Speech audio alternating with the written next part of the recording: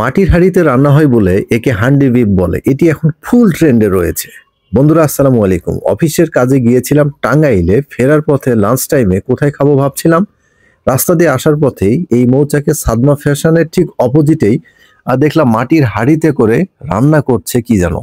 ক্ষুধা লেগেছিল প্রচুর, আর আশপাশের দামি দামি রেস্টুরেন্টগুলোতে ঢোকার কোনো ইচ্ছাই ছিল না, কারণ ঢুকলেই তারা যেভাবে পকেট কাটে আর ভালো লাগে না।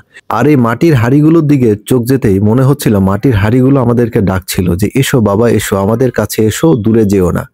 যাই হোক, তাদের ডাকে সাড়া দিয়ে আমরাও চলে গেলাম। গিয়ে দেখলাম যে কয়েকটা হাঁড়িতে গরুর মাংস আর কয়েকটা হাঁড়িতে হাঁসের মাংস ছিল।